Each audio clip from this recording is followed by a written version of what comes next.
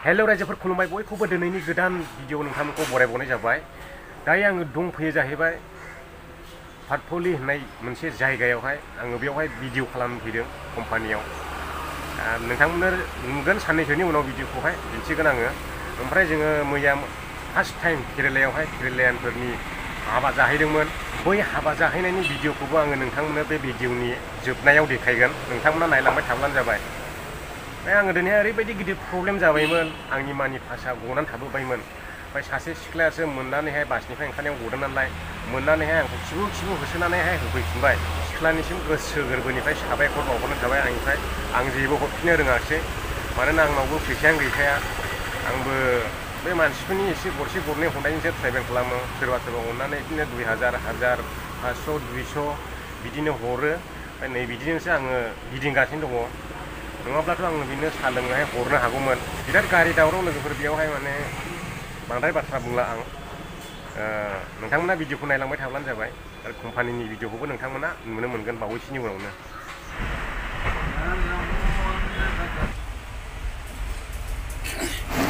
कलिकटआव सफैबाय लोगोफोर। दा लोगोफ्रासो महाय दं ओंख्रियानो कलिकटआव।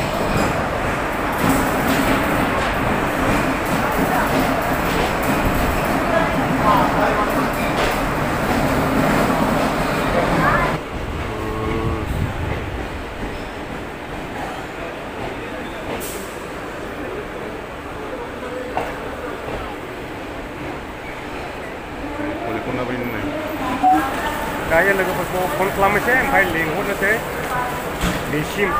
माने बिथांमोना कलिकटआव फैनो थाखायनो थिनदोंमोन नालाय, बेनिखायनो डाइरेक्ट कलिकट फैनाय जाबाय आङो। कलिकट स्टेसनाव दं आङो दायो। कलिकट बिचआव भिडिअ खालामनांगौ दङ, दाख्लै खालामनो मोनाखै। ओंखायनो दिनैहाय फैफिनबाय। माखासे कम्पानिफोरनि भिडिअ नुनो मोनगोन नोंथांमोना। ओमफ्राय कलिकट स्टेसननि पार्किं जाहैबाय। ओमफ्राय ओरै अट' स्टेन्ड दङ नै। सारुपालि नायदो लोगोफ्रा। दा कलिकट स्टेसनाव सफैनानै दं आङो। ओमफ्राय बेयावहाय जोंनि इण्डियानि तिरंगा लागायना दङ आङो। मोनसे बास स्टेन्डआव फैबाय आं दायो।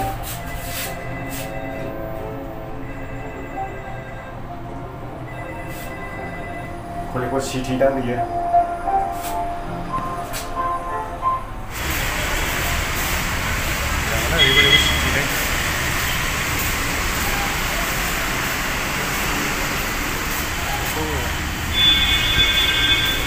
ओरैबायदि साइज दङलै। दिनै फार्स्ट टाइम आगान होफैबाय बेयाव। मेन सिटिया बेनो खोमा, मिथिला आङो। जों कानेक्सन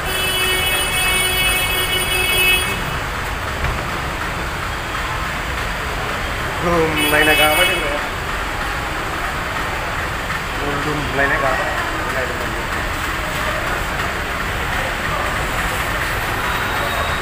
बांसिना बे देरसिन जाहैदों। लामाखौनो बावबाय थायो खोन्थानो।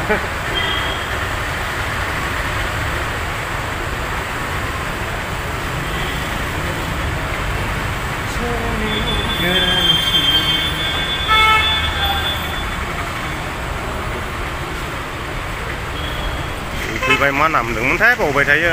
बरिया मोजां नै बास स्टेन्डआ। मोजाङानो बास स्टेन्डआ, साफानो। जानो हागौ कलिकटनि मेन बास स्टेन्ड बियो। कलिकट स्टेसननिफ्राय डाइरेक्ट बेयाव फैबाय आं। ओमफ्राय बालसिरि बास गाखोसिगोन। जोबोद दैनबादलै लोगोफोर, गबायमोन फैसा बेङामा ओरैबो। बे थांबाय थानाय मेदामासो थिखोना होलांबाय आङो फैसा बेखौहाय। ओरैनो फैसायानो गैखाया आरो गबावबायसोमोन। बेखौनो दंखायो। बिदि मानसि लोगो मोननो बिराद खमलै। रायजो राजा नोंथांमोन, दायो जोङो सफैबाय हाबाथिलियाव। बेनो नै हाबाथिलिया। आङो नोंथांमोननो देखायनि। जेसा बेनो जाहैबाय नै बेजों थांनांगौ गेटना नै बेनो। ओरै न'निसो। ओमफ्राय नै हाबाथिलिया जाहैबाय बैनो हनै नुहुरबाय। लोगोफ्रा थांग्रोबाय हनै सिगांनो। दा आंनि मबाइलजों लानोसै बिनो ग'प्र'जों लाबाय मालाय आंथ' बायनो हाया नालाय गोरिबनो ओरैनोबा मानसिफोरजों गस्ला गांसेखौनो गानबाय थायो होनजालायलांसै बिदि होनग्रा मानसिफ्रा सोना हरलानो जायो आंनि एकाउन्ट नाम्बारावहाय गस्ला बायनो बे मा फिथाइ जाखो ओमफ्राय नैबे जाबाय दुम्ब्रु बिफां ओरैबो दं ओरैबो दं गोदो जिसु ख्रिस्ट'खौ क्रुसाव दोनो लांनाय समावहाय बे दुम्ब्रु बिफां नैबे बिफाङावनो गाखोनानै नायदोंमोन आरो बेयाव मा दङ नायनोसै जुस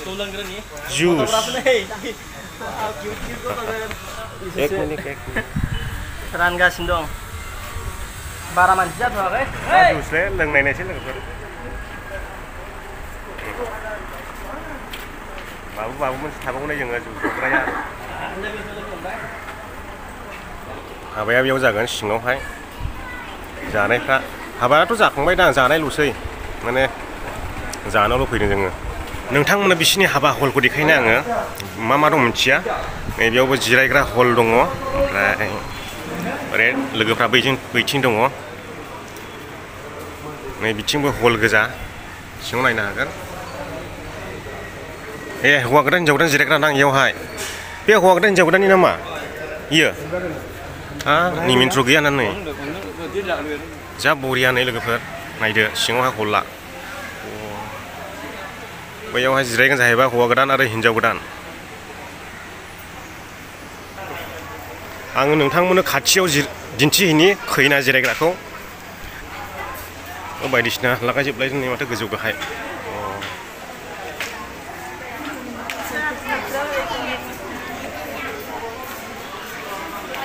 हौवा गोदान आरो हिन्जाव गोदाना बेयावनो जिरायगोन नै ओरैबायदि साजायदों नायना लादो बिसोरनिया गावबागाव न'आव जाया दे हलावसो जायो हाबाया दाबो बारा पाब्लिकफोर गैथ'वा गासिबो नै जिरायग्राफ्रा ओरैबायदि मोजां ओरैबायदि स्टेन्डार्ड ना लोगोफोर बिसोरनि हाबाथिलिया आं नायनानै बिराद गोजोननाय मोन्दों ओमफ्राय दिनैहाय फार्स्ट टाइम जागोन बे केरेला स्टेटआवहाय बिसोरनि हाबाखौ मोनजानाया आरो दा नोंथांमोनाबो आंनि सेर नायलांबाय थादो नैबे जाग्रा हलावहाय हटेलाव आंबो हाबनोसै जानायफोरखौ बेयावनो जाहोगोन माखासे सियारफ्रा बसायाखै दाबो ओमफ्राय माखासे जागासिनो दङ बिरादनो मोजाङानो हौवाफोर हिन्जावफोर आलदा गोजा माथो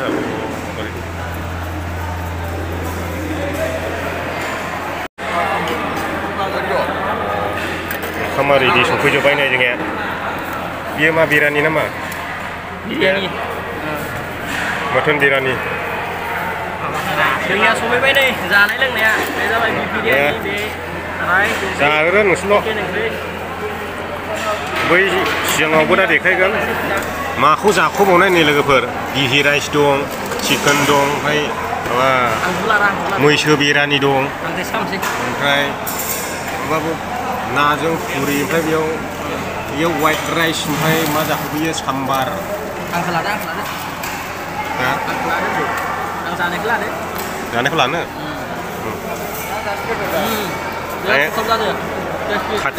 खाथिद्राय नुयोलै आङो सिखारनाङो आंबो जाना देखायनि नोंथांमोननो